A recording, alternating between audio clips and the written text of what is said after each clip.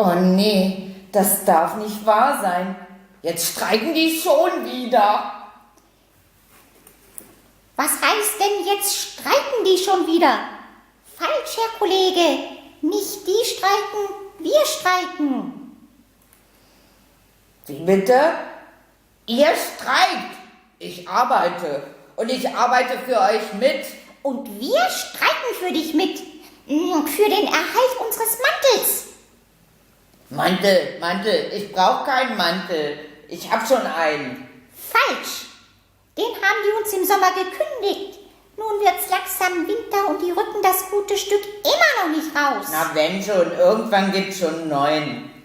Und der hat keine 2 freien Samstage im Monat, dafür unbegrenzte Spätschichten, ohne Zuschläge, Nachtschichten, ohne Zuschläge und eine Niedriglohngruppe für Dumme, also für Verräumer. Halt deinen Mund! Erzieher. Nein, tue ich nicht. Über den gleichen Lohn in Ost und West können wir dann ein Ei schlagen. Über die Anhebung des Weihnachtsgelds und Urlaubsgelds auf Festniveau auch. Das ist einfach zum Totlachen mit dem neuen Mantel. Ach, bla bla bla. Mann, mir ist schon ganz heiß von der ganzen Arbeit. Von der Zusatzarbeit. Und mir ist ganz kalt vom Streiken. Dann solidarisier dich mit deiner Firma und geh arbeiten. Das hält dich warm. Und du solidarisier dich mit den Streikenden. Dann müssen wir nicht noch länger in der Kälte stehen. Du, das ist unser Mantel, der geklaut wurde. Papa, nicht meiner. Papp, du streikst doch nur, weil du nach dem Rumgestreike frei hast. Und du gehst auf Arbeit, weil du keinen Arsch in der Hose hast. Oh, ihr nervt. Du Drückeberger, Faulenzer, Traumtänzer. Oh, Mann, ey. Schwein. Nee, so geht's nicht.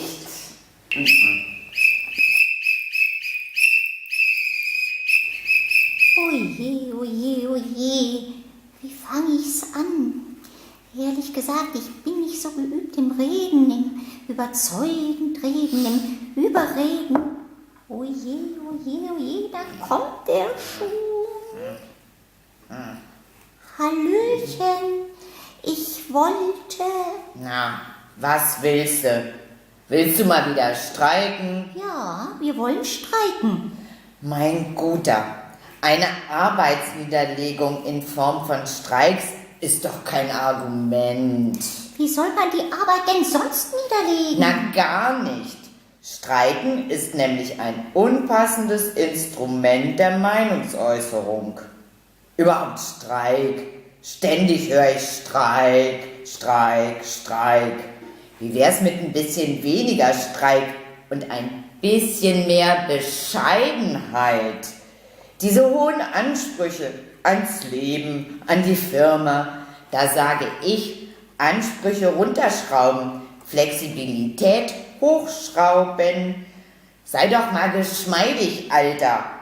Du willst deinen Job doch behalten, oder? Du willst unsere Firma doch nicht aufs Spiel setzen und Investoren vergraulen, oder? Das willst du doch nicht. Nein, das wollen wir nicht. Aber 1 Euro mehr pro Stunde und Lohnangleichung an den Westlohn wäre schön. Ich meine, gerecht. Das mit der Mauer ist ja nun schon ein Weilchen her. 24 Jahre ist die weg. Jetzt werd mal nicht unverschämt. Ich sag mal was anderes. Einzelhandel. Einzelhandel.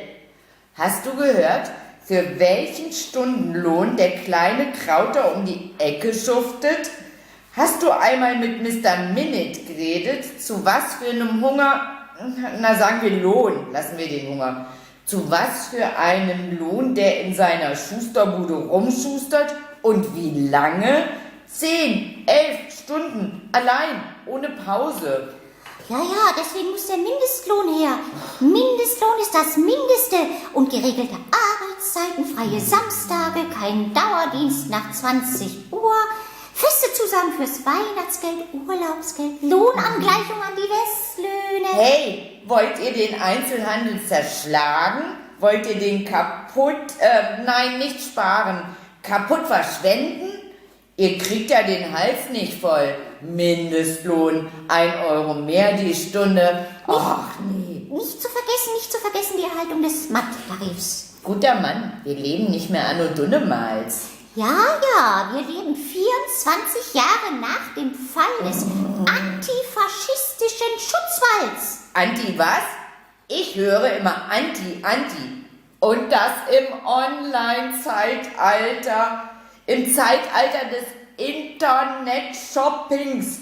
Liebe Streikende, mit eurer Streikerei setzt ihr eure Arbeitsplätze aufs Spiel, die Gesundheit eurer Kollegen und den stationären Einzelhandel. Wie wär's mit 80 Cent mehr pro Stunde? Ich höre nichts. 70 Cent und der Erhalt der Spätzuschläge, Nachtzuschläge, Feiertagszuschläge. Ich höre nichts. Und wenn ihr bis Ostern auf der Straße steht und trillert, ich höre nicht. 60 Cent? Nein. 50. 45. 40. 30 Cent mehr die Stunde. Einen freien Samstag alle 3 Monate. Und die Sonntage und Spätschichten gibt's gratis dazu. Also... Gebongt. Nee.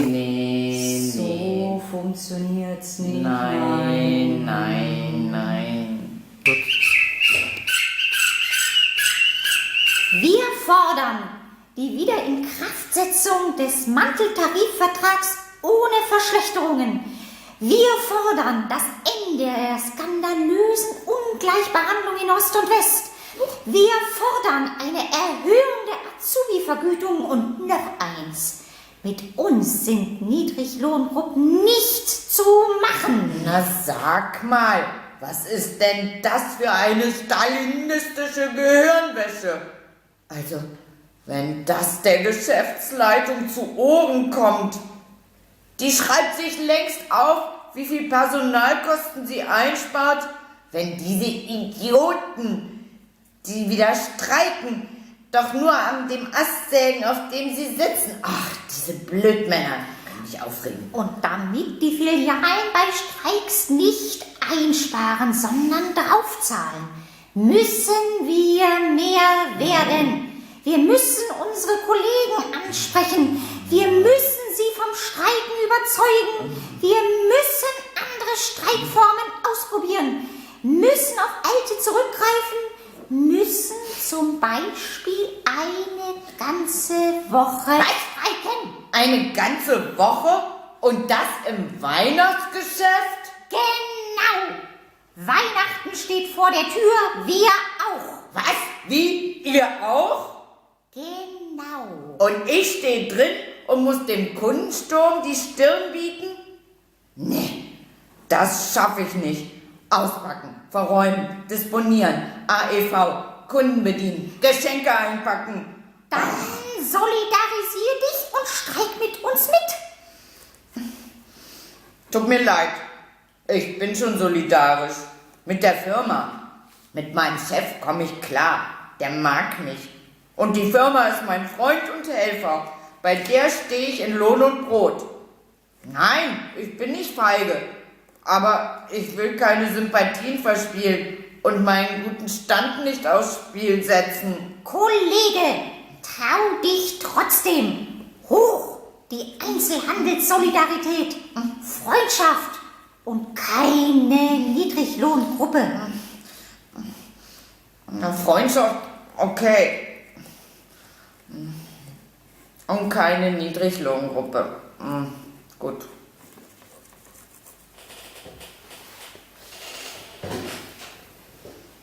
Schon besser.